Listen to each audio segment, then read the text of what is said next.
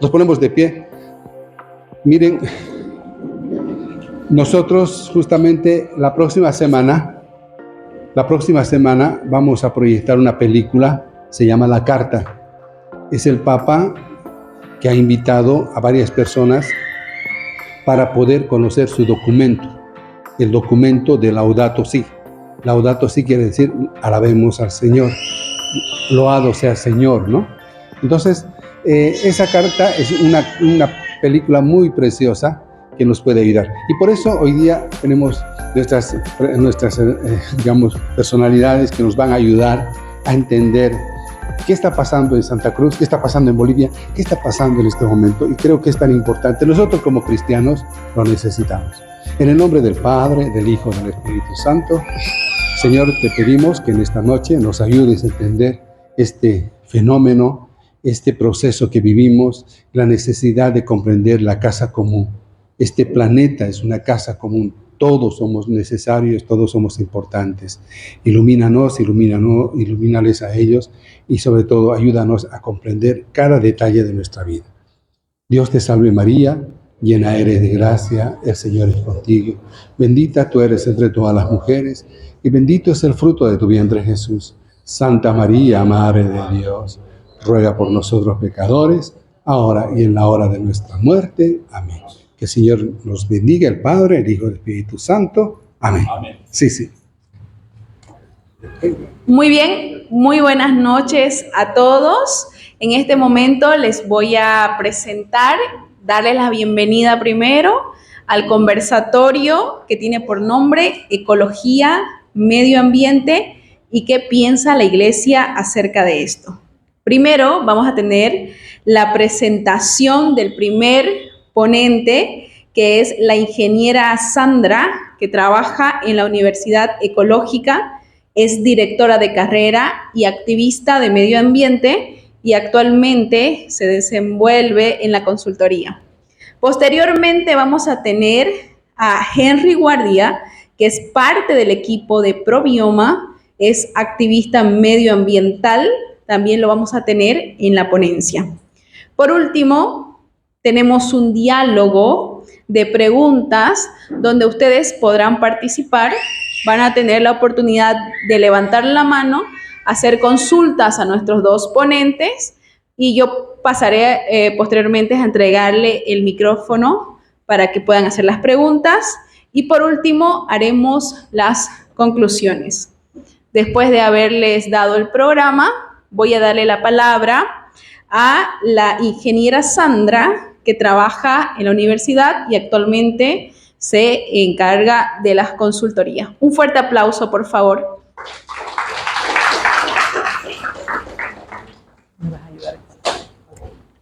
Bueno, buenas noches a todos los presentes. Agradezco muchísimo la invitación. Yo voy a tocar ahora el tema que nos compete mucho, que es el recurso natural hídrico, que es el agua, que es de gran importancia para todos nosotros, para la vida y para la formación de vida también en el futuro. Entonces, el tema es agua.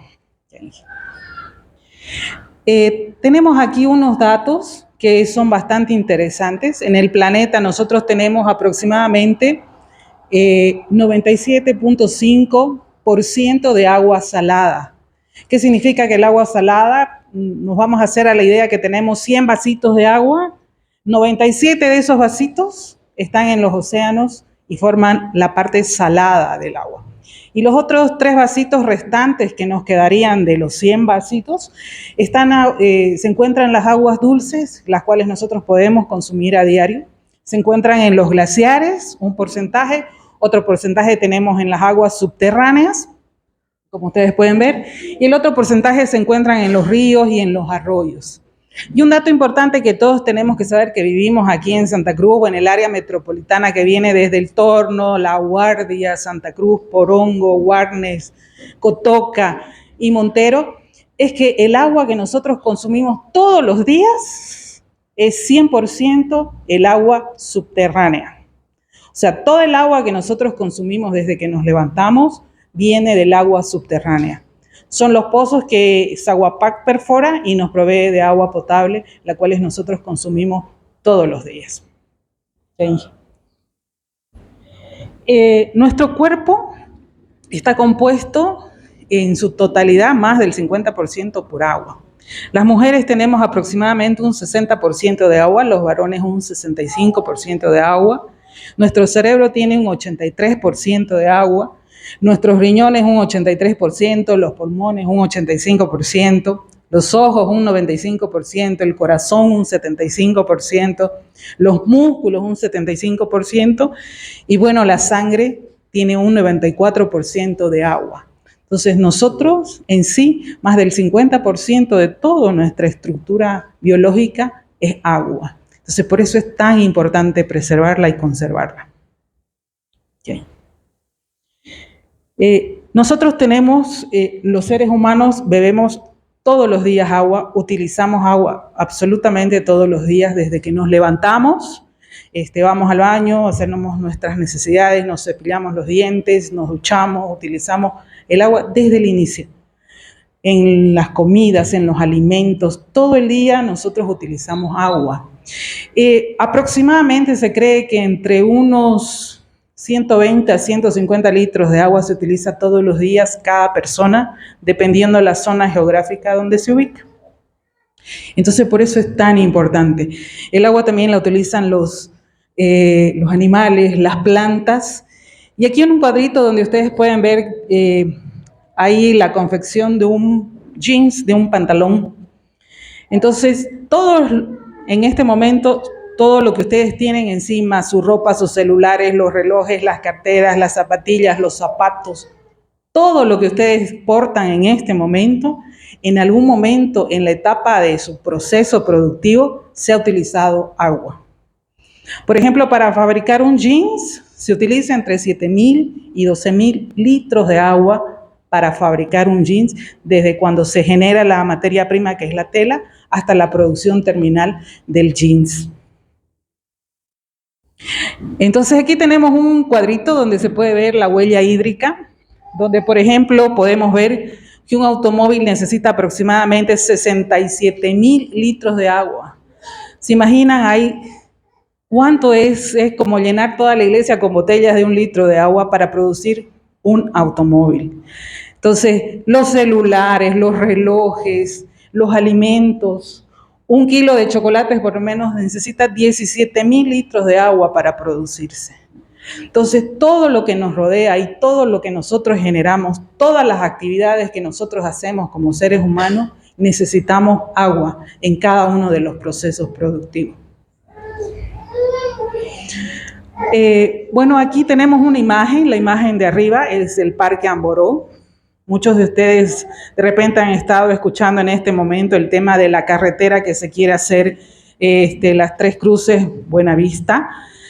Una de las áreas afectadas es ese Parque Amboró, que es el área de producción de agua para el área metropolitana también de Santa Cruz, porque los bosques y las áreas verdes generan cierta humedad en el ciclo hidrológico de la formación de agua y es un papel fundamental que tienen las áreas verdes para esta formación del ciclo hidrológico. Vemos aquí en la imagen de ustedes hacia la derecha que es la UCPN Urubó-Buendá, que también está involucrada en el tramo carretero Las Cruces Buenavista, que también es un área de infiltración preferencial. Se dice, ¿qué significa infiltración? Ustedes pueden hacer el ejercicio en la casa, pueden agarrar 1 litrito de agua y si tienen un jardín, van a ver que ustedes echan el litro de agua en el jardín donde está el suelo y van a controlar en tiempo cuándo tarda el agua de ingresar al suelo. Y pueden hacer el mismo ejercicio dentro de su casa, en la losa, en el cemento o en el ladrillo, y van a hacer el mismo litro de agua y van a ver cuánto tiempo se demora en ingresar. Entonces la UCPN Urubó-Buendá, donde quieren atravesar un tramo de la carretera, es un área preferencial de recarga. Significa que cuando llueve, el agua que ingresa por esa zona lo hace rápidamente y alimenta el acuífero del departamento de Santa Cruz, de donde nosotros actualmente Zaguapac extrae agua para que nosotros podamos consumir todos los días. Entonces, por eso es importante pensar en global, tanto el Parque Amboró, que produce esa humedad que forma la lluvia, y la UCPN, donde esa lluvia se infiltra, y entonces aumenta la cantidad de agua de nuestro acuífero, el cual es como una botellita de agua el acuífero. Uno la va consumiendo todo el día, pero necesita que constantemente eso en la época de lluvia vaya recargando, para que el volumen que nosotros extraemos en el consumo se recargue cuando en la época de lluvia pueda infiltrar por esa área. Por eso es tan importante preservar y conservar no solamente esa área, ¿no? Muchas áreas y parques nacionales que tiene el departamento de Santa Cruz y todo Bolivia. Y ahí pueden... Y también es importante, nosotros que vivimos en la ciudad, ahí hay unas imágenes de los tajivos que están ahora en su auge de estos meses que ustedes han visto, espectacular nuestros tajivos en toda el área urbana, en los parques urbanos. Entonces también esas especies arbóreas que tenemos en los parques urbanos son importantes de preservarlas y de conservarlas. Y si ustedes en su casa tienen árboles, pues hay que cuidarlos. Y si tienen la oportunidad o un espacio de plantar un árbol, no duden en plantar un arbolito, porque el árbol genera esa parte importante del ciclo hidrológico del agua. Hablando del ciclo del agua, yo hice estas imágenes más o menos para explicarles cómo funciona esa formación de agua y cómo se crea el agua en todo el planeta, ¿no? Primero aquí tenemos las áreas verdes. Yo puse aquí de ejemplo un toborochi. Todas las áreas verdes con el contacto del calor generan una humedad, generan una transpiración. Entonces, al generar esa transpiración, todos esos vapores de agua que generan los bosques o las áreas verdes urbanas, suben hacia la atmósfera por donde andan los aviones, por donde vuelan los aviones. Suben hasta la atmósfera y ese vapor de agua en esa atmósfera que es fría, se convierte en estado sólido el agua, o sea, en hielo. Y entonces también por la acción de la temperatura, baja en forma de lluvia. Y otra vez penetra al suelo y a las áreas verdes. Y es así como ese ciclo funciona constantemente todas las horas del día que nosotros tenemos. Las 24 horas está funcionando ese ciclo hidrológico en todo el planeta. Por eso es tan importante las áreas verdes y los bosques para la formación de agua, extremadamente importante. Ustedes van a ver que en estos momentos se está hablando de sequía en muchos lugares, en muchos municipios de Bolivia. Aproximadamente hay actualmente unos 48 municipios que están sufriendo de carencia de agua. Entonces esto es porque en Bolivia hay dos corredores de agua que vienen desde el norte de La Paz, bajan hacia Cochabamba y terminan prácticamente uno de los corredores en el Parque Amboró que les mencioné anteriormente.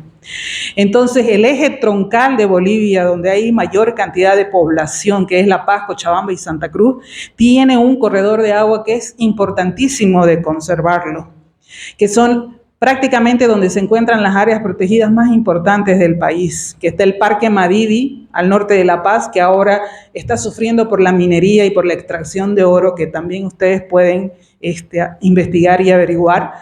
Tenemos el Parque Carrasco, donde se han encontrado muchísimas fábricas de producción de sulfato de cocaína. También tenemos el Tibnis, que está en esa área, y tenemos nuestro Parque Amboró también, que aquí es extremadamente importante. James, puede pasar. Bueno, en esta imagen podemos ver cómo se forman esos bolsones de agua que están en el área subterránea de cada uno de los lugares de nuestro país, en este caso. Cuando hay un área verde, el agua es más fácil para que infiltre y entonces va atravesando las diferentes capas de la tierra y se va acumulando en esos grandes bolsones de agua que nosotros tenemos aquí abajo actualmente y donde Saguapac extrae el agua de consumo que ya les mencioné anteriormente. Y tengo ahí otra imagen donde es en las épocas de lluvia que nos ha debido tocar en algunos barrios. Hemos visto por los medios sociales, por la televisión y qué sé yo, hemos visto la inundación. Esto se ha vuelto muy habitual en Santa Cruz ¿Por qué razón? Porque ha habido un crecimiento demasiado descontrolado de la población en el municipio de Santa Cruz, en un municipio que no está bien planificado. Entonces, se ha prácticamente, yo digo, enlocetado todo el municipio. Entonces, esas aguas de lluvia que no tienen cómo infiltrarse, tienen que buscar un lugar donde almacenarse. Entonces, por eso se van acumulando en las calles, en las avenidas y los canales que son insuficientes muchas veces. Entonces, se van acumulando en las calles y generan las inundaciones que ustedes han sido testigos, que eso viene ocurriendo hace muchísimos años en la ciudad. Entonces, este es un cuadrito para que nosotros, desde nuestro lugar, uno a veces es egoísta, ¿no? Y piensa que si yo lo hago y mi vecino no lo hace, bueno, me da lo mismo y no lo voy a hacer. Pero creo que cada uno de nosotros juega un papel importantísimo en el cuidado y en la conservación del agua. Porque todos nosotros tenemos que tener la conciencia que sin el agua no hay vida. De repente podríamos estar algunos días sin comer, pero sin beber agua difícilmente vamos a poder vivir. Entonces, nosotros estamos acostumbrados de repente a regar o a limpiar los pisos con la manguera. Creo que esa actividad de la manguera ya no habría que utilizarla, sino de repente hacerla con balde para tratar de ser un poco más ahorrativos con el agua. El momento de cepillarnos nuestros dientes, de repente colocar en un vasito el agua y utilizarlo del vasito y no dejar el grifo abierto. Tratar de ver en toda la casa y controlar que los grifos estén seguros y para que no se pierda el agua. Ustedes créanme que si cada uno de nosotros tuviera conciencia y haría esto, realmente estuviéramos haciendo un beneficio fundamental a toda la comunidad. Entonces, la conservación y el cuidado del agua es importante para nosotros en este momento y también va a ser importante para el futuro de nuestra familia, porque estoy segura que todos tienen hijos, tienen nietos y tenemos que tratar de dejarles a ellos las condiciones de vida por las cuales nosotros estamos viviendo ahora, tratar de dejarles ellos en el futuro. Porque si seguimos invadiendo las áreas protegidas, haciendo desmontes, chaqueos, etcétera, las condiciones de vida que se les viene a unas 2 generaciones futuras va a ser bastante grave. Bueno, esta es una imagen del cordón ecológico que está aquí en el Cuarto Anillo, que muchos de ustedes han podido pasar. Es un área protegida municipal. Si ustedes hacen el ejercicio también de las áreas verdes al pasar por el cordón ecológico en un momento de calor, quizás a eso de las 2 o 3 de la tarde, se van a dar cuenta que cuando uno pasa por el cordón ecológico la temperatura disminuye. Y uno dice, ¿por qué? Los bosques y las áreas verdes no solo forman parte del ciclo hidrológico y de la formación de agua, sino que también mitigan los vientos, mitigan la temperatura.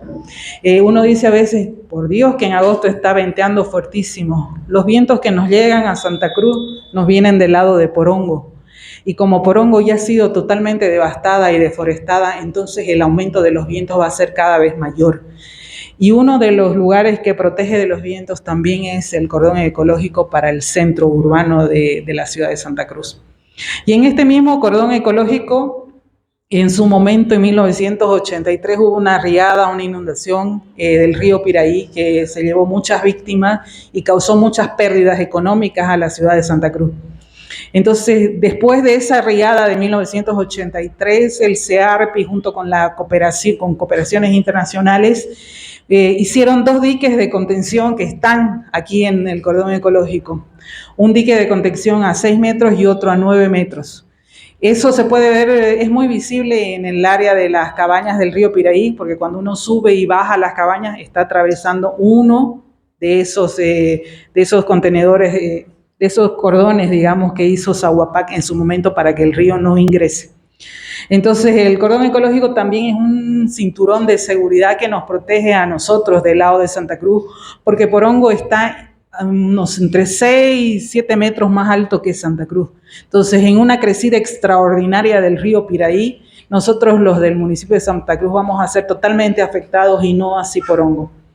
Entonces, creo que es tan importante que nosotros tengamos la conciencia de conservar nuestras áreas verdes, porque nos presta muchísimos servicios ambientales de gran importancia para el desarrollo de todos nosotros. Bueno, muchísimas gracias. Si alguien tiene alguna pregunta.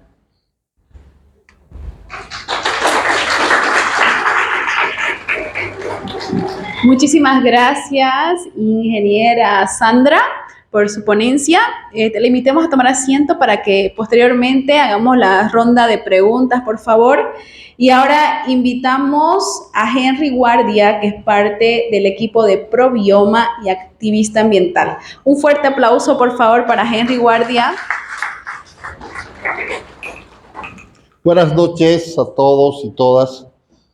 Yo voy a compartir con ustedes nuestra perspectiva institucional con relación a la problemática socioambiental, no solo del país, sino también a nivel internacional. Probioma es una ONG que está dedicada a la defensa de los recursos naturales, a la producción agroecológica, al monitoreo socioambiental, y trabajamos ya más de 30 años. Empezamos en Cochabamba, después estuvimos por el Parque Amboró y ahora estamos trabajando fundamentalmente en la zona chiquitana.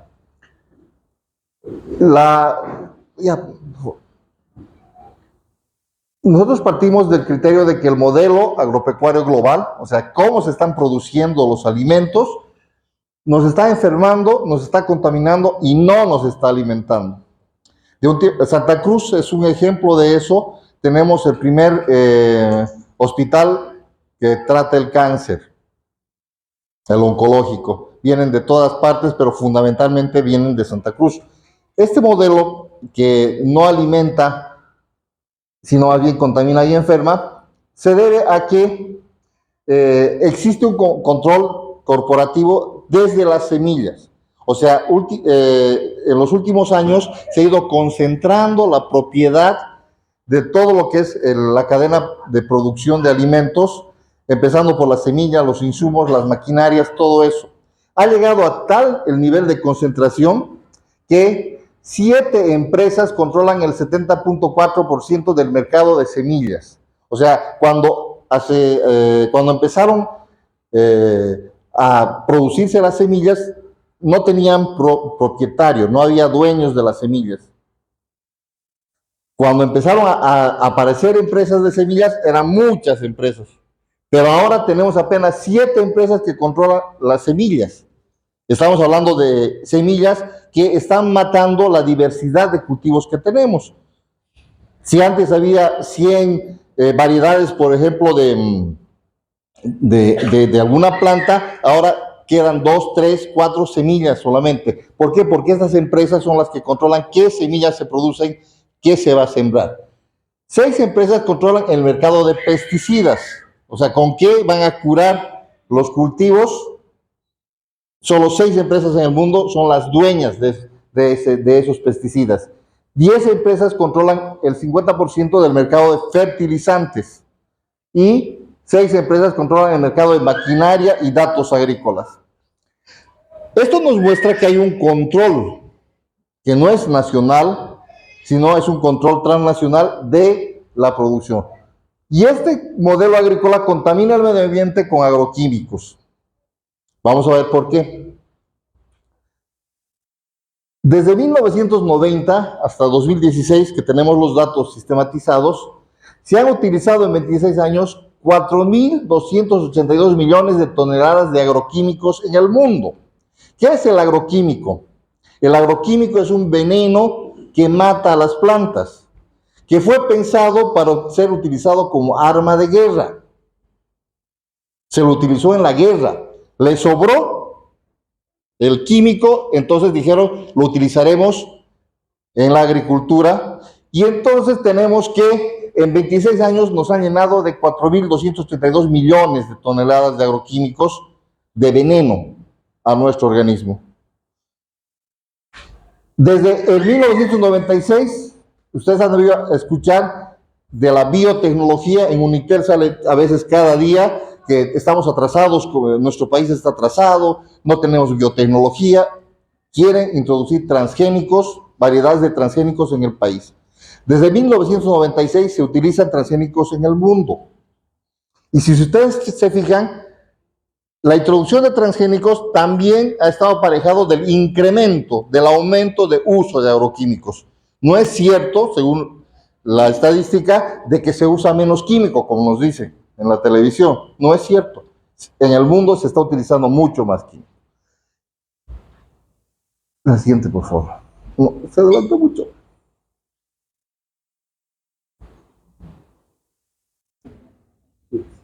Aquí.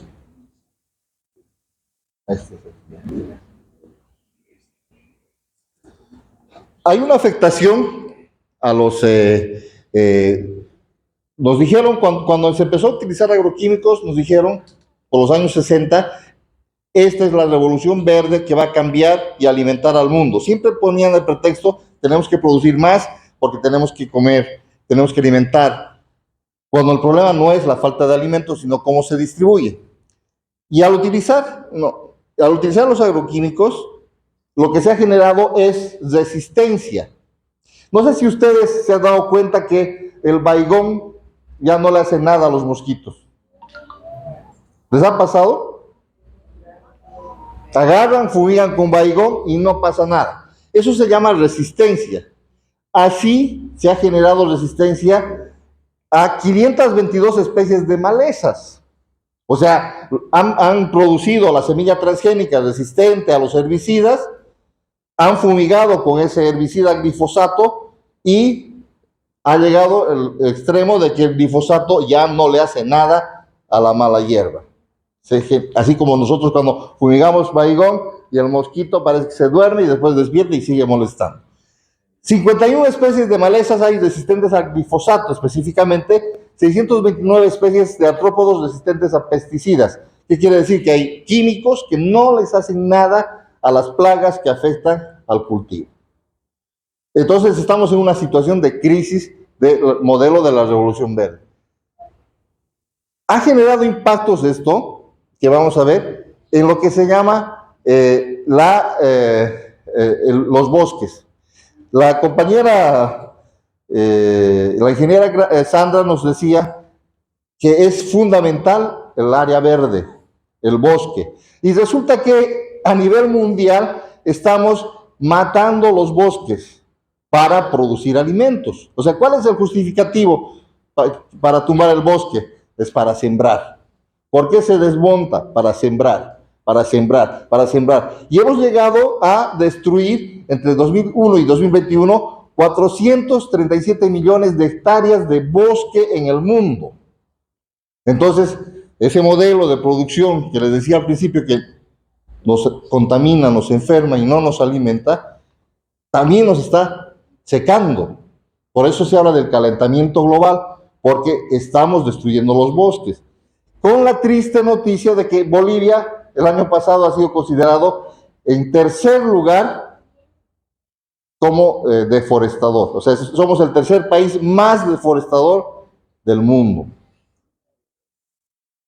Eso ha generado impactos en los polinizadores, las abejas, todos los insectos que son los que se encargan de permitir la polinización y que se reproduzca la vida.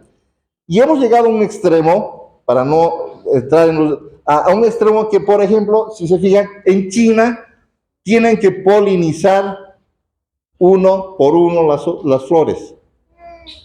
O sea, ese modelo que nos están planteando de desarrollo, de crecimiento, ha llevado a que en China tengan que hacer eso. Han destruido todo, no hay polinizadores y tienen que polinizar las personas. ¿Será que eso es a lo que vamos a aspirar nosotros? A partir de esa realidad es que se ha planteado la agroecología como una propuesta para que tengamos soberanía alimentaria y nosotros trabajamos esa realidad. Bolivia tiene una particularidad que es importante, que a veces no la conocemos, no la valoramos. Estamos entre los 8 países más biodiversos del mundo. ¿Qué quiere decir eso? Que tenemos mucha variedad de plantas, animales, como país. Pero ¿qué pasa? Esa biodiversidad no es aprovechada. ¿De qué nos plantean para desarrollarlo? Nos dijeron el gas. Yo me acuerdo que por el año 99 era el boom del gas. El gas nos va a salvar. Hay que aprovechar, hay que explotar. Estamos en 2023, no tenemos gas y no estamos mejor.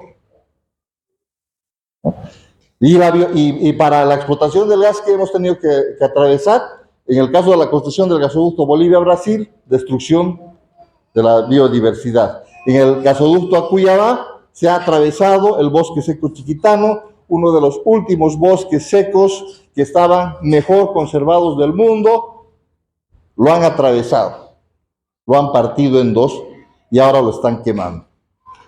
Eso hace de que también tengamos que entender de que no es que el Estado o los empresarios bolivianos son los que hacen las políticas agropecuarias. Estamos sometidos por intereses que no son bolivianos, que lo que quieren hacer es simplemente beneficiarse con sus semillas, con sus herbicidas, con sus maquinarias, que nosotros la consumamos. Y la producción de alimentos está imponiendo la voluntad de los de afuera al Estado boliviano. Y vamos a ver por qué. Resulta que en el año 93, no sé si se logra ver aquí, pero en el año 83 y 84 producíamos apenas 1 millón de, o sea, la tierra agrícola, la tierra que cultivábamos, no llegaba ni a 1 millón de hectáreas en 1984. Y en 2023 ya estamos llegando a más de 4 millones de hectáreas produciendo, sembrando como tierra agrícola. Pero ¿qué es lo que pasa? En vez de producir alimentos, si se van a fijar, todas las flechas de nuestra producción, cereales abajo, frutales en bajada, hortalizas en bajada, forrajes en bajada, tubérculos en bajada. Lo único que producimos más son oleaginosas e industriales, soya, que ni siquiera la consumimos de manera directa, la consumimos cuando la transforman alguna parte en aceite, pero los productores de soya están pensando en la exportación, porque la soya es un commodity, un producto que es apetecido para la alimentación de animales. Es lo único que ha subido. Entonces, la ampliación de la frontera agrícola, el tumbar el bosque, el destruir el bosque, el hacer desaparecer el bosque, el quedarnos más secos, no ha sido pensando en alimentarnos a nosotros, sino en otros intereses. Eso está ligado a la importación de agroquímicos en Bolivia.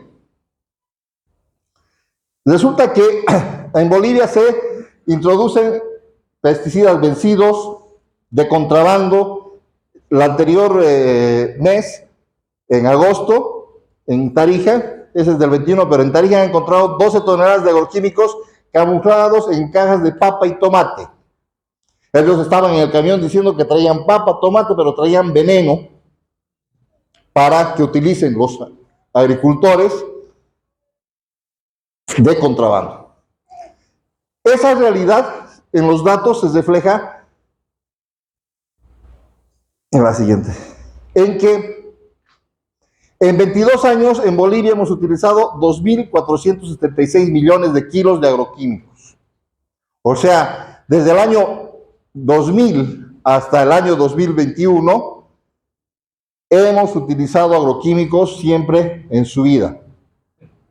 Desde el 2005 se ha legalizado la producción de soya transgénica en Bolivia. El 2005 el gobierno de Carlos Mesa legaliza la producción de la soya resistente al glifosato.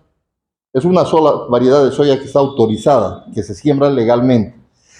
Nos dicen que se usa menos agroquímico, pero resulta que la curva no dice eso. Seguimos utilizando más agroquímico a pesar de que existe la soya resistente al glifosato. Se sabe que están sembrando maíz transgénico y otras variedades de soya transgénica, y por eso es que no disminuye nuestra curva de consumo de agroquímicos. La siguiente.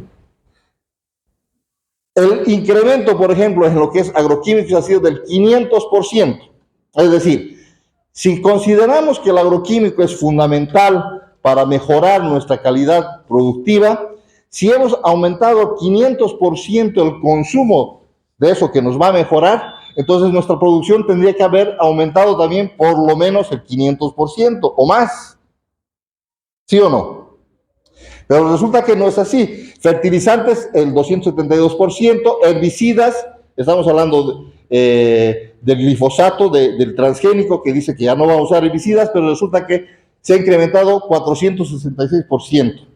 El año 2000, cuando no había transgénicos, apenas 6% de importación de herbicidas. El año 2022, el 34% de importación. La siguiente. Y hay otro dato que es importante. 16 kilos de agroquímico por hectárea usábamos el año 2000, ahora usamos 43 kilos. 4 kilos de agroquímicos por tonelada, ahora usamos 9 kilos de agroquímicos. Ha habido un incremento del 169%, 125%. ¿Y cuánto ha aumentado la productividad? O sea, ¿cuánto más producimos desde 2000 hasta la fecha? Producíamos 4.2 toneladas por hectárea, ahora producimos 4.8 toneladas. O sea, hemos comenzado a utilizar un montón de agroquímicos, pero no producimos más. Estos son datos oficiales que sacamos del INE, o sea, son estadística oficial. Entonces, cuando nos dicen que la solución está en la biotecnología, nos están mintiendo. La realidad es esta. Usamos más agroquímicos, destruimos más el bosque, pero no producimos más. Y los únicos que se benefician son, si van a San Ignacio de Velasco, según el plan de uso del suelo, tiene vocación forestal. Pero ahorita San Ignacio de Velasco está lleno de desmonte. Y lleno de empresas de agroquímicos. Yo he estado el 1 de septiembre en San Ignacio y parece otra cosa. Ya no piensa nadie en la madera, todos piensan en la soya. ¿Y quiénes son los dueños de las plantaciones de soya? Brasileros. No son afiliados a la CAO, afiliados a ANAPO, pero brasileros. A costa de el bosque, y San Ignacio de Velasco tiene problemas de agua. La ciudad, el pueblo, su agua está contaminada, todo eso, y la están desmontando, pero miles de hectáreas, que eso no lo hace un pequeño agricultor. La siguiente, por favor. En dinero, el consumo de agroquímicos es altísimo. La siguiente. Por eso es que nosotros consideramos que ese modelo productivo agroextractivista lo único que nos trae es la deforestación y la destrucción de los bosques, porque se están quemando los bosques. Supuestamente, Bolivia hizo una ley, una norma en la que se regula la quema. O sea, si yo quiero quemar, pido permiso, ABT me da el permiso y quemo. Y en Santa Cruz me podían dar permiso hasta el 31 de julio. Vean las noticias, mañana, pasado, se van a acordar de mí, sigue habiendo incendios, siguen quemando. Lo único que hizo fue legalizarse las quemas, para que no tenga problemas el empresario. Lo siguiente. Y por eso es que la disminución de bosques en Bolivia ha sido bastante grande. Entre el 2005 y 2022 hemos perdido 3.8 millones de hectáreas de bosque. Hemos perdido bosque. Y entonces escuchamos ahora en la noticia, en la ciudad de Potosí, todos los días están racionando el consumo, la distribución de agua. Ahorita hay un montón de niños con diarreas. No tienen agua en Potosí. ¿Por qué? Porque estamos matando ese ciclo del agua a nivel global. Hemos destruido con el modelo de construcción, con el modelo productivo, con todo lo que hablan del proceso de cambio, pero nos han matado 3.8 millones de hectáreas de bosque. La madre tierra, hoy día escuchaba en las noticias el presidente en la ONU hablando sobre el medio ambiente y nosotros estamos destruyendo los bosques legalmente, porque tienen permisos, porque la ABT no controla, porque el INRA les da sus permisos de desmonte, de asentamiento. Y el manejo de datos es otro problema. Así como dicen que no va a afectar los acuíferos, la carretera, la ABC dice eso, lo mismo dice la ABT. El año 2019, ¿quién no ha sentido la quema que ha habido en Santa Cruz? Que levante la mano el que no se haya dado cuenta que en Santa Cruz había incendios. Todos hemos notado. Y según el Observatorio Global de Bosques, ha habido una quema de 852.000 hectáreas, pero según la ABT, solo 273.000. O sea, también es importante entender que nos mienten desde el lado oficial. O sea, como decir, no ha pasado nada, y se acuerdan que el 2019 fue uno de los incendios más grandes que tuvimos. En este momento, estos datos hemos sacado de 100. Hasta el 17 de septiembre en Bolivia se han producido 139.110 focos de calor. Es decir, que 139.000 veces han estado quemando. Y resulta que Santa Cruz tiene 10.071 focos de calor en este septiembre. Del 1 al 17, 10.000 focos de calor, o sea, 10.000 chaqueos.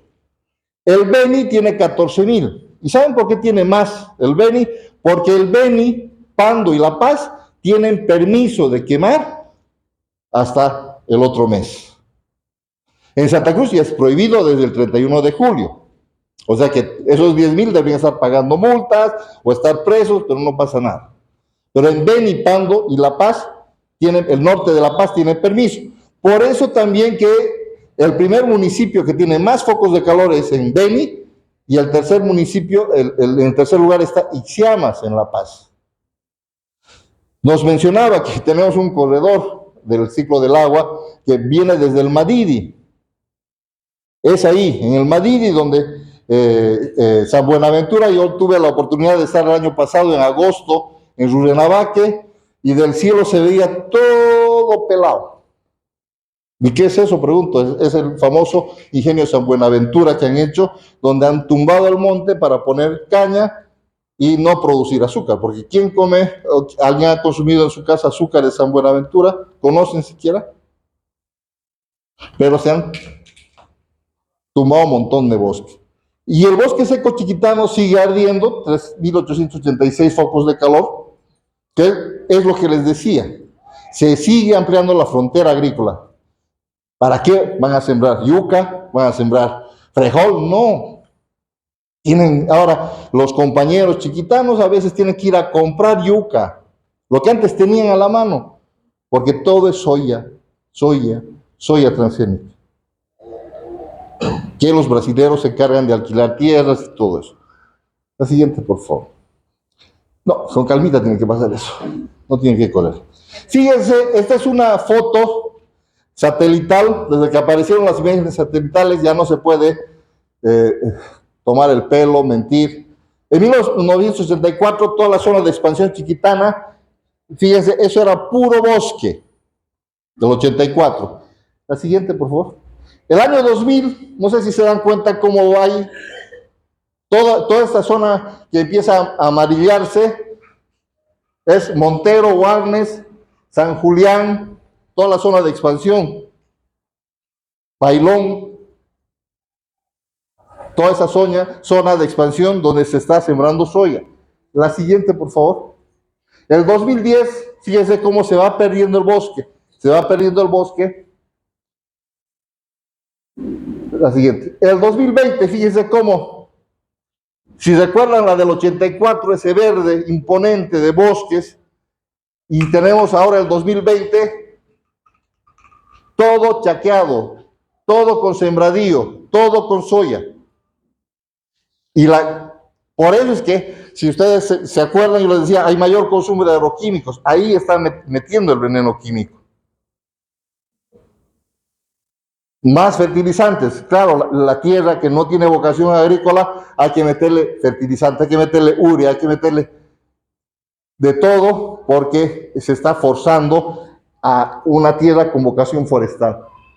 Esa situación es a la que hemos llegado, y hay que entender que por eso es que hay la necesidad de ver de la problemática, porque si bien la UCPN es un área, es una esponja que va a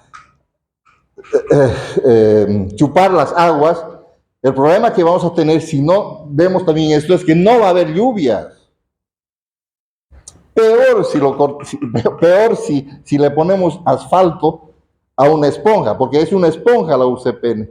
Ahí le ponen encima asfalto, no va a pasar, la poca lluvia no va a pasar, entonces vas a tener una crisis tremenda, porque el Amboró es la fábrica de agua que tiene Santa Cruz, el Parque Nacional Amboró, que yo creo que no podemos descuidarnos y tenemos que cuidarlo. Nosotros como institución hemos siempre buscado alternativas, porque no solo se trata de decir esto está mal, también tenemos que generar alternativas. Y hace 9 años se formó la plataforma agroecológica del trópico subtrópico y Chaco, porque a veces pensamos que somos solos, o sea, yo nomás pienso así, y resulta que no, que somos montones, pero no estamos articulados. Y formamos la plataforma para articular, para juntarnos, con el objetivo de que sea visible, de que sí hay gente que produce sin necesidad de utilizar agroquímicos, sin necesidad de aumentar la frontera agrícola, sin necesidad de destruir la vida, sino más bien protegiéndola, cuidándose. Y la plataforma agroecológica por eso se aglutina productores, apicultores, activistas, instituciones del Estado, instituciones privadas, que buscan que la agroecología se vea porque se está produciendo, se puede producir sin necesidad de matar. La siguiente, por favor.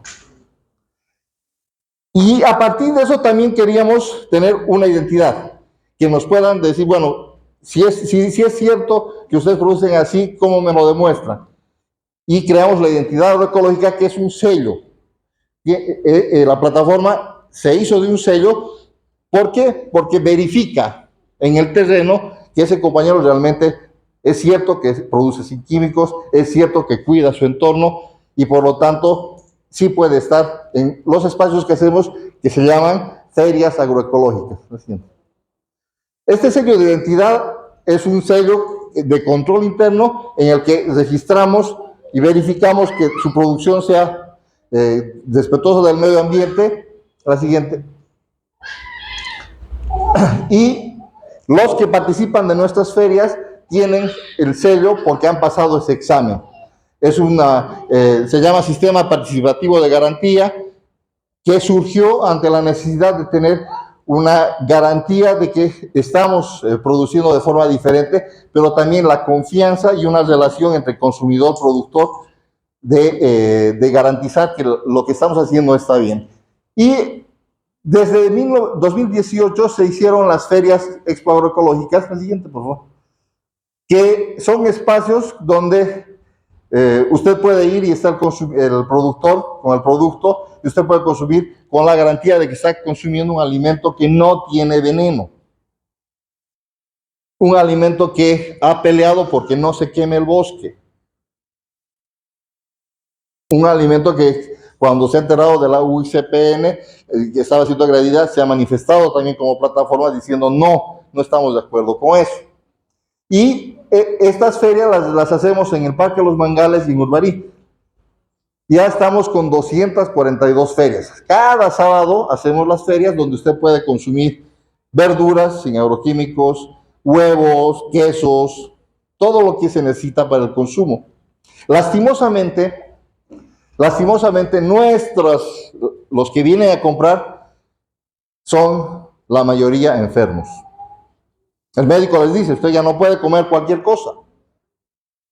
Y vienen. Otros tienen ya cáncer y vienen porque tienen que consumir diferente. Y nosotros no queremos eso. O sea, sí queremos que consuman, pero quisiéramos que no se enfermen para venir a las ferias, sino que desde ahora piensen de que hay que consumir sin transgénicos, sin agroquímicos, ¿no? Tenemos estas ferias que donde, como pueden ver ustedes, las hacemos en la plazuela, y no las hacemos en un espacio cerrado, sino en la plazuela, porque están abiertas a que quiera ir. Mucha gente va a veces, compra una cosa, pero más se queda a charlar, porque son puros productores pequeños que producen, no en cantidades grandes. Siga, por favor.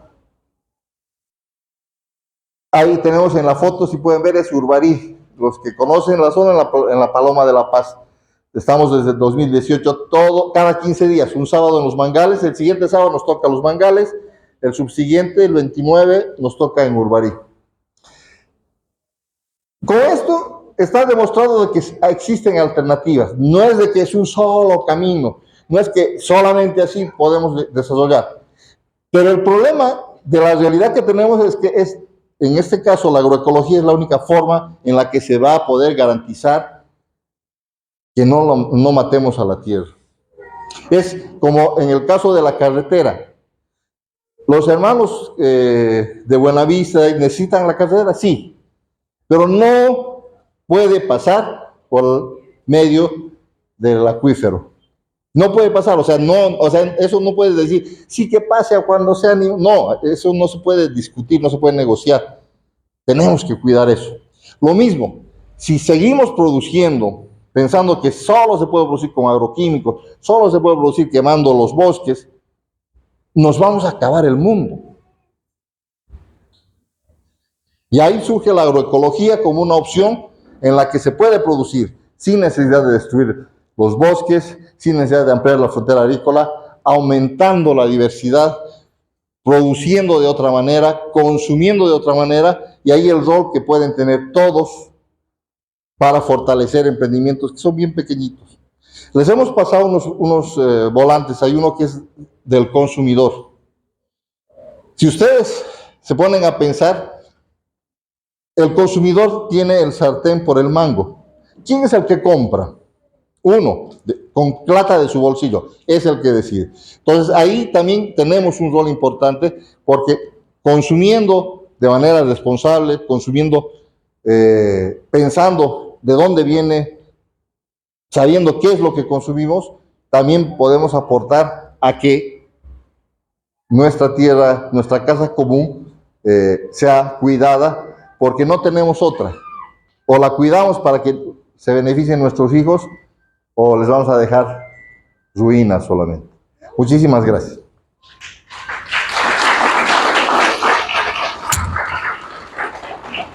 Muy bien, muchísimas gracias aquí a Henry por habernos ayudado en este momento. Le pedimos que pueden tomar asiento, por favor, ingeniera, aquí por favor para la ronda de preguntas, y Henry por aquí. Vamos a comenzar la ronda de preguntas. Quien tenga una pregunta puntual puede levantar la mano. Yo me voy a dirigir, voy a darles el micrófono y aquí alguno de los dos expertos nos va a responder la pregunta. Por favor, alguien que tuviese una pregunta. Empezaremos aquí, por favor, señora. Su nombre, por favor, y la pregunta. Buenas noches. Me llamo Hidemi, yo soy enfermera y he tenido siempre inquietud por la basura. Y de un tiempo acá tengo preocupación por las pilas. ¿Qué dicen ustedes que son expertos, no? Y otra cosa que quisiera preguntar al ingeniero, con tantos números, tan hermosos esa estadística,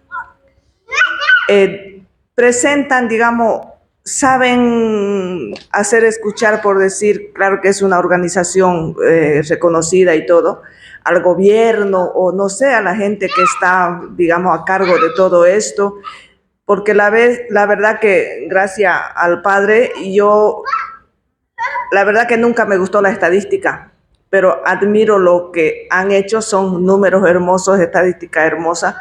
Y ¿por qué no presentar en la tele, difundir más esto, no? Porque la gente está indiferente y dice, bueno, nomás están peleando de aquí a un lado, el gobierno miente y nosotros estamos, digamos, pasivos, ¿no? Entonces, es muy buena oportunidad que nos dio el padre esta vez. Muy bien, muchísimas gracias. Vamos a tener 3 preguntas, padre, y después responden nuestros expertos. ¿En qué basa el extractivismo que usted explicó de manera sucinta y clara? ¿Alguna pregunta más? Aquí la tercera pregunta. Buenas noches, mi nombre es Víctor Hugo. Muchas gracias por la exposición. La verdad es que nos han dado datos muy importantes que nos hacen entrar en conciencia sobre el medio ambiente y es importante que cada uno, por ejemplo, por mi persona, he logrado obtener, ¿no?, mucha información de la cual muchas veces no estamos conscientes. Mi pregunta es sobre lo mismo que decía la señora sobre el tema de los residuos, ¿no? ¿Cómo podemos nosotros de nuestra casa, de nuestra familia, aportar en la no generación de muchos residuos? Por ejemplo, cuando voy al mercado y siempre cualquier cosa, hasta una pastilla que compraste lo embolsan. Y la idea es cómo podemos nosotros empezar a cambiar esto, ¿no? No podemos cambiar el mundo, pero sí nuestro entorno podemos cambiarlo. Ahí quisiera un consejo de ustedes que son expertos. Muchísimas gracias. Vamos a proceder a responder las preguntas. Bueno, sobre el tema de los residuos sólidos, cada uno de nosotros todos los días generamos medio kilo de residuos sólidos, desde que nos levantamos hasta que nos dormimos. Entonces, el tema de los residuos sólidos, la tuición, si quieren llamarlo así, el dueño del manejo de los residuos sólidos son cada municipio. Cada municipio tiene que hacer un plan de gestión integral de los residuos sólidos. Sería ideal que el municipio nos presente un plan de separación de residuos en casa, pero lamentablemente no existe, porque si ustedes se fijan, el recojo de la basura que se hace todos los días en los diferentes barrios, se recoge la basura de forma general. O sea, no hay un camión para recoger residuos peligrosos, no hay un camión para recoger residuos orgánicos, no hay un camión para recoger residuos reciclables, no existe. Entonces, si desde la cabeza no funciona bien, entonces es difícil que la gente pueda hacerlo, porque vos en tu casa puedes agarrar, y yo lo hago en mi casa. Normalmente voy todo lo orgánico en una bolsa y todo lo que es reciclable lo coloco en otra bolsita. Y lo coloco así en la acera, porque a veces vienen los recolectores o algunas personas pasan por las calles y entonces van y trabucan las bolsas y hacen un desastre en las aceras. Entonces, por eso yo personalmente en mi casa coloco en 2 bolsas separadas siempre, generalmente. Pero lo ideal sería que el recojo de la basura sea diferenciado. Sería lo ideal, ¿no? Que se recoja lo orgánico y se recoja lo reciclable en algún momento. Sobre el tema de las pilas que nos mencionaba la señora, las pilas tienen metales pesados, son residuos peligrosos.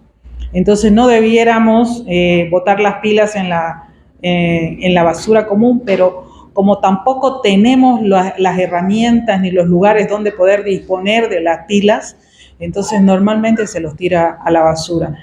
Entonces esto genera un gran problema, va a generar un gran problema en el futuro, porque todos los residuos van a un lugar de disposición final que lo controla Emacruz, que está por San Miguel de los Unos, por allá. Ya hay un sitio de disposición final. Entonces, en ese lugar se lleva todos los residuos mezclados. Lamentablemente eso es así. Y inclusive las pilas, las baterías. Solamente hay una fosa de entierro sanitario para los residuos que son peligrosos, que vienen de los hospitales. Eso sí, hacen un recojo diferenciado y eso sí va separado en otra fosa. pero absolutamente todos los demás residuos van a una fosa común y bueno, esto va a generar un problema en el futuro porque tanto los plásticos como este tipo de materiales son muy difíciles de degradarse en el tiempo. En cambio, lo orgánico es mucho más fácil, ¿no? Lo orgánico es fácil que se desintegre, pero no el plástico, el cartón es más complicado. Ahora, en el tema que me decía el señor, que en todos lados nos dan bolsita, yo creo que como el tema ambiental está en apogeo, digamos así, yo creo que al mercado habrá pues que irse con unas bolsitas de tela, como hacían antes nuestras abuelitas de repente. Quizás en la farmacia que nos quieren entregar hasta para una pastillita, una bolsita, hay que decirle, no, no me entregue la bolsita, la voy a llevar yo en la mano. Eso depende también de nosotros y de nuestra conciencia. Quizás también habría que promover en los supermercados que dentro de su marketing y su programa de responsabilidad social, en vez de entregarte una bolsa de plástico, te puedan entregar unas bolsas de papel. O de repente, como hay en otros lugares del mundo que son países sostenibles, directamente en los supermercados no entregan bolsas plásticas. Uno tiene que llevar sus bolsas de telita, etcétera. Entonces, de repente también habría que ver la forma, ¿no?, de que las grandes cadenas de supermercado sean conscientes en el tema ambiental y puedan implementar otro tipo de bolsas, así como de papel, por ejemplo, para llevar las compras a la casa, ¿no? Porque el papel se puede reciclar y reutilizar. Bueno, respecto a la pregunta del extractivismo, ¿por qué mencionamos como extractivismo? Es cuando se saca y no se aprovecha como país. Tenemos el ejemplo de Potosí. Potosí ha salvado a Europa y es donde más pobreza existe. Por eso se dice que ha habido una producción extractivista de la plata, porque se ha sacado sin generar el beneficio ni siquiera para la región ni para el país. Cuando hablamos de agroextractivismo, estamos pensando también en la misma dimensión. En el Beni han aprobado el plan de uso de suelo para legalizar el desmonte, cuando el Beni tiene vocación forestal. Y aquí están hablando de modificar el plan de uso del suelo para una tierra con vocación forestal, volverla agrícola. Entonces ahí estamos hablando de aprovechar, extraer la riqueza, pero sin ningún beneficio. Nos vamos a quedar con áreas desérticas, nos vamos a quedar con sequías, y el único que se va a beneficiar es el que ha sembrado ahí, ha exportado y todo eso. Entonces, así más o menos lo entendemos el extractivismo. Con relación a la difusión, yo les cuento como experiencia. Nosotros tratamos de hacer todo el tiempo campañas, hacer pública toda esta información. Y, por ejemplo, cuando hemos ido a la sala de prensa, incluso hemos ido a hacer degustación en la sala de prensa, hemos llevado para que coman ahí los periodistas, pero la televisión ausente, o cuando saben que se va a hablar de transgénicos, por ejemplo, Unitel, no te escucha. O sea, la única emisora que hemos estado utilizando permanentemente ha sido Radio Santa Cruz, donde se ha hecho incluso espacios donde han ido compañeros de la plataforma. Entonces, nosotros donde podemos difundimos, hemos planteado también como institución la creación de la ley de bioinsumos y todo eso. O sea, no es que nos quedamos ahí, y por eso cuando nos invitó el padre, o sea, no lo pensamos dos veces, ¿no? Porque creemos que es importante que esto es tarea de todos. O sea, ahí, y peor aún, la iglesia tiene un mandato, porque las encíclicas también son eso. O sea, es un mandato que hace de que cuidemos nuestra casa común, porque hay una preocupación global, y la única forma de cuidar es entendiendo lo que está pasando. Con relación a los residuos, nosotros también generamos en la plataforma por ejemplo, el incentivo del no uso de bolsas, el reciclaje. Tenemos un emprendimiento, una compañera que hace bolsas hasta de periódico, bolsas así resistentes, hace bolsas de jeans, usted le lleva su jean y se vuelve con su bolsa. Y incentivamos, pero existe la necesidad, el problema es que no estamos muy organizados. O sea, ¿qué es lo que pasa? El municipio hace lo que le da la gana con este tema, no tenemos los espacios, pero tampoco hay una voz que reclame de forma organizada. Siempre estamos aislados y ahí es importante que empecemos a ver la manera de organizarnos. O sea, tenemos que actuar en nuestras casas, eso es importante, pero también tenemos que actuar hacia el frente. Yo le comentaba cuando llegué a la ingeniera, por ejemplo, Bolivia tiene una ley de etiquetado. O sea, usted, si quiere vender un producto transgénico, tiene que poner la etiqueta, y es grande la etiqueta. ¿Cuántos de ustedes conocen esa etiqueta? ¿Saben distinguir si es transgénico o no? En Brasil, la etiqueta, les voy a poner la dimensión. La etiqueta del transgénico es un triángulo y dice OGM. Así de grande es en Bolivia. En Brasil es así. ¿Cómo lo distinguen? Ustedes vayan al supermercado, el choclo, Milo, y van a encontrar unos que tienen esta flechita, cubierta a veces por el empresario que lo cubre para ocultar, lo saca, pone la fecha, alguna cosa, chiquitita, en amarillo. Los nachos, les gusta a todo el mundo esos para comer, ¿no ve? Los Doritos, todo eso, fíjense, y hay harto, y la gente consume un organismo genéticamente modificado que no está demostrado si hace bien o mal. No sabemos, no hay certeza científica, pero nos están haciendo consumir. Es como, y le decía, es como el cigarro, no sé si se acuerdan ustedes. Antes fumar era lo más común, se fumaba en el avión, se fumaba en la flota, porque claro, decían el cigarro no hace daño. ¿Cuántos años han pasado para demostrar que el cigarro hace daño?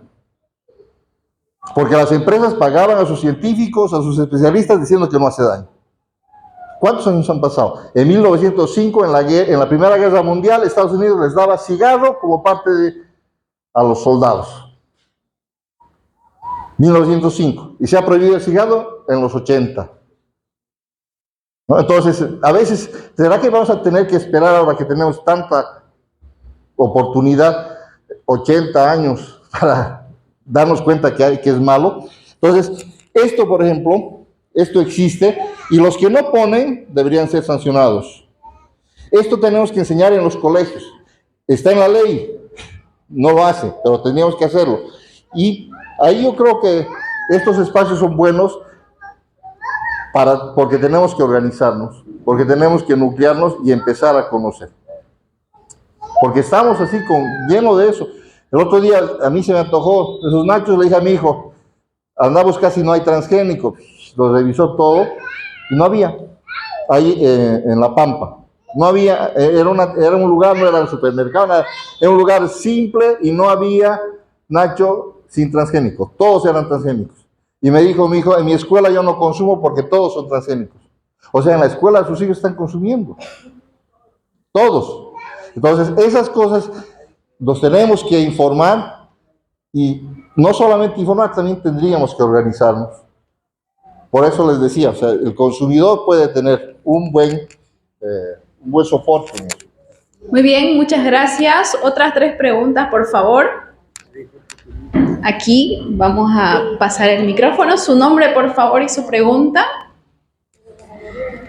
Buenas noches, mi nombre es Alison. La siguiente pregunta es, ¿qué alternativa tenemos para mitigar la sequía y la deforestación? Bien, otra siguiente pregunta, por favor. Aquí y allá. Gracias. No sé si tienen alguna información respecto al ganado también, que seguramente consume tanto tierra como otro tipo de recursos. Y quería sugerirles más bien, si estoy equivocado me disculpan, que la cantidad, por ejemplo, de pesticidas vaya en relación con la cantidad de tierra que se ha cultivado, porque vemos, se ha usado tantas toneladas, pero no se ve esa relación directamente de si se está usando más o se está usando menos por hectárea. He visto alguna, ¿no? Pero en todas las los insumos para producir sería bueno, tal vez, ¿no? Muchísimas gracias. Y la última pregunta.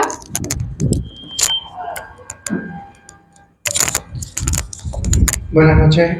Me gustaría saber lo siguiente. Usted en la presentación habló sobre que la mayoría de lo que se está haciendo actualmente es soya y que se utiliza para uso animal. Básicamente nos está diciendo de que para hacer frente a eso nos hagamos vegetarianos o algo así, o cómo podemos hacer ese cambio. Muy bien, muchísimas gracias. Vamos a pasar la palabra a los expertos. No sé quién quiere responder.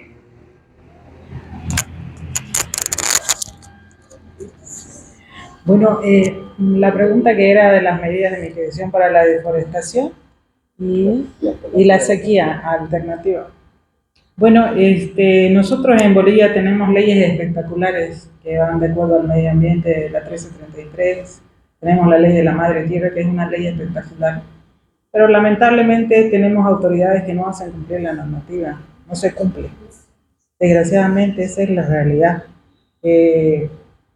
Entonces, creo que nosotros desde nuestro lugar podemos alzar nuestra voz también y exigir a las autoridades el cumplimiento de la normativa. Hay un 30% que se debe proteger en las áreas forestales, en las áreas de cultivo. Se tiene que respetar el 30% de áreas verdes de los bosques, y eso no sucede. Hemos visto ahí las imágenes que nos ha presentado aquí el colega, y hemos visto cómo es una destrucción total de las áreas boscosas. Entonces, ¿qué nos queda ahora? Estamos hablando tanto de la sequía en varios departamentos de Bolivia. Entonces, lo que tenemos, lo tenemos que conservar y lo tenemos que preservar, pero eso tiene que partir de nosotros, porque las autoridades no nos hacen caso. Hemos sufrido el 2019 uno de los incendios forestales más grandes que ha sufrido Bolivia. Estamos entre el segundo y el tercer país más deforestador del mundo. Tenemos a Brasil, nuestro compañero, que está en el número 2. Entonces, es sistemática la destrucción que se está haciendo al medio ambiente. Y es por el consumo de alimentos, porque ni siquiera son alimentos que nosotros mismos los vamos a consumir. Por ejemplo, Brasil tiene una gran producción de carne. ¿Y dónde va esa carne? A China.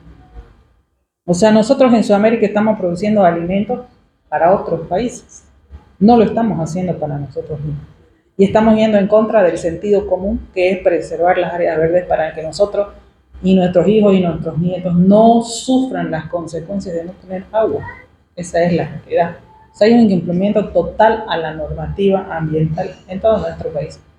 Y quería hacer una aclaración, dicen, que me presentaron como si yo trabajaba en la Universidad Nacional Ecológica. Yo sí fui director de carrera de la Universidad Nacional Ecológica, pero por un tema de salud renuncié a mi trabajo. Ahora soy activista y soy consultor ambiental externo. Eso quería aclararle. Ya estaba queriendo. Bueno, el tema de las alternativas para la deforestación, la única forma de combatir la deforestación es con bosques. O sea, tenemos que reforestar, restaurar. Y una vez que hagamos eso, la sequía, o sea, vamos a restablecer el ciclo que está rompiéndose.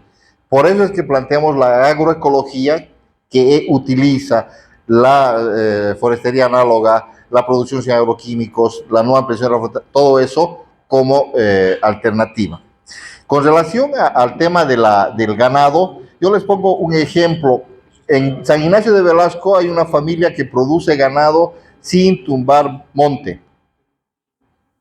Y tiene problemas con el INRA porque le quiere quitar la tierra. ¿Y por qué le quiere quitar la tierra?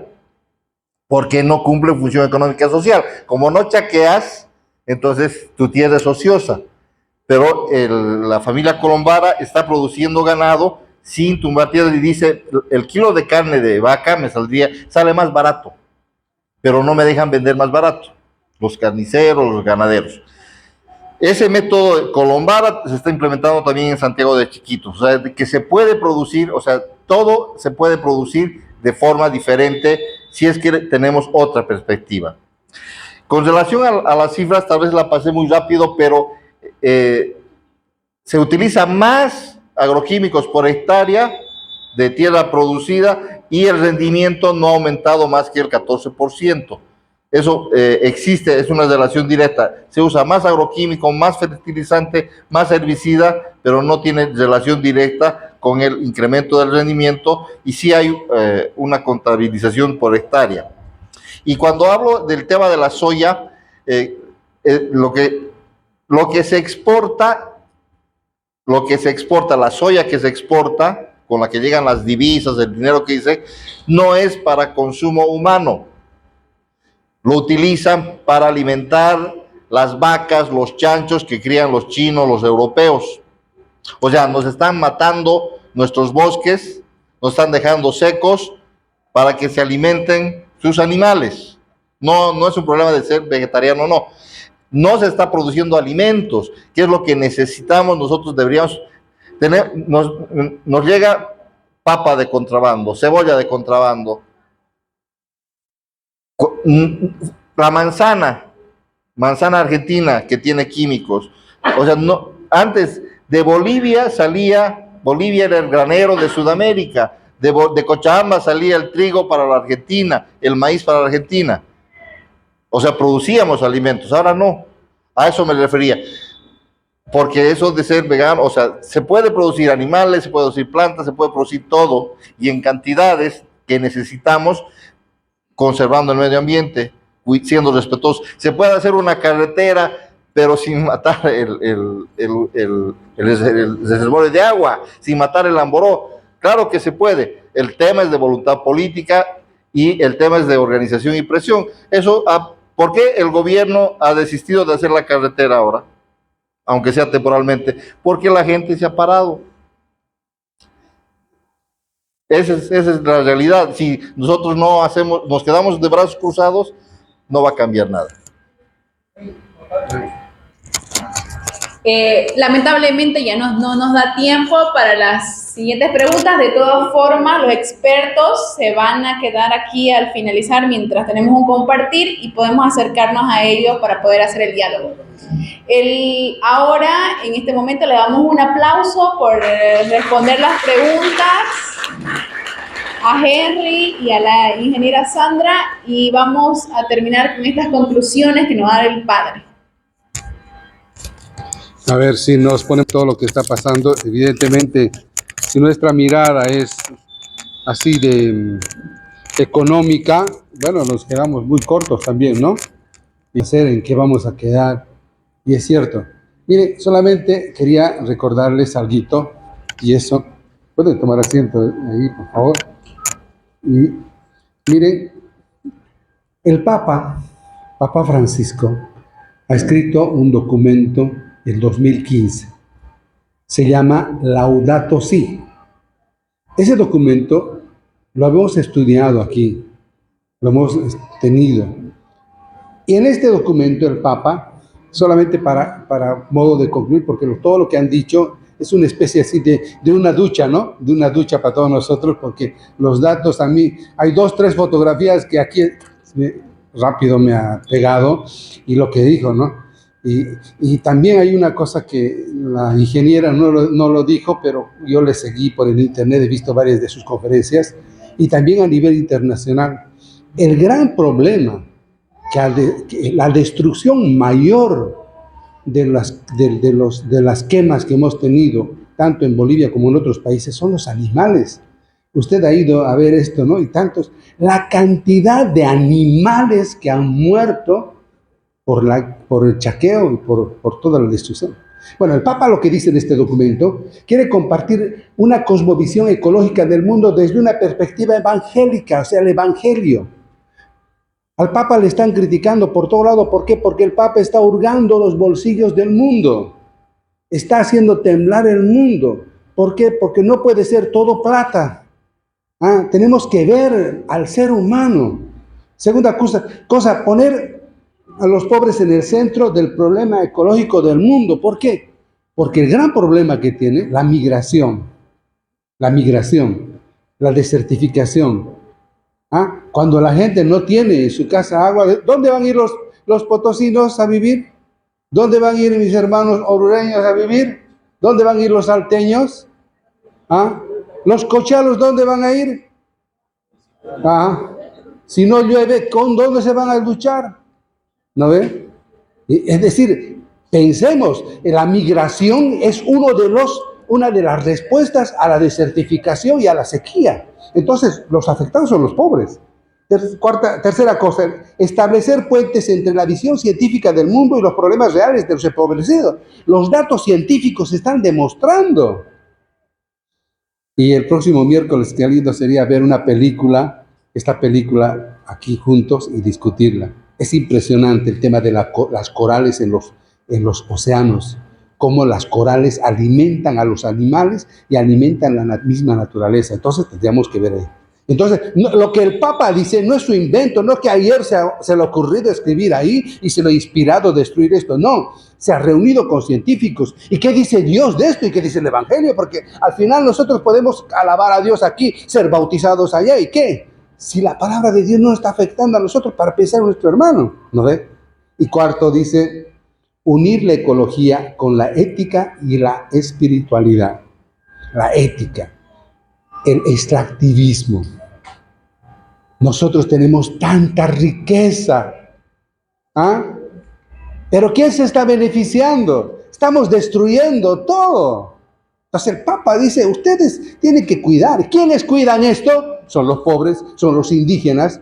En este caso, por ejemplo, hace nomás el Papa ha hablado del tema de la Amazonía. En la Amazonía brasilera, en la Amazonía boliviana, como lo ha dicho, hemos perdido, yo no sé, el periódico lo dijo, el 30% de nuestros bosques de Santa Cruz se ha perdido. ¿Se pueden imaginar? Si eso hemos perdido, imagínenos en cuánto tiempo vamos a seguir perdiendo el resto. Entonces, alguien tiene que tener una voz profética aquí, alguien tiene que enfrentarse a los ricos y a los que están destruyendo la naturaleza. Entonces, tiene que haber alguien. Ahora, el Papa dice, hay que crear una espiritualidad. ¿Por qué? ¿Por qué no estamos haciendo eso? No por política, sino porque nosotros somos obra de Dios. La naturaleza, Dios nos ha dado tanta belleza, pero imagínense, tantos animales muertos, da pena. Lo hemos experimentado nosotros aquí, en un carnaval del año, creo que 2019, que mientras todos estaban en el Buri, se ha destruido todo un terreno aquí en el Cuarto Anillo. Un ratito se ha protestado, ahí se ha terminado. Pero los vecinos que decían, cómo los animales salían mientras se queman. Hermanos y hermanas, ingeniera, licenciado, muchas gracias por este momento de compartir con nosotros y todos ustedes, ¿no? Esta es nuestra religión católica. Nuestra religión católica también necesita mirar la realidad. Vamos a rezar al Señor y nos vamos a compartir juntos. Padre nuestro que estás en el cielo, santificado sea tu nombre. Venga a nosotros tu reino, hágase tu voluntad en la tierra como en el cielo. Danos hoy nuestro pan de cada día. Perdona nuestras ofensas, como también nosotros perdonamos a los que nos ofenden. No nos dejes caer en la tentación y líbranos del mal. Amén. El Señor esté con ustedes y la bendición de Dios Todopoderoso, el Padre, el Hijo y el Espíritu Santo les acompañe siempre. Amén. Muchas gracias. Y un aplauso a todos los hermanos.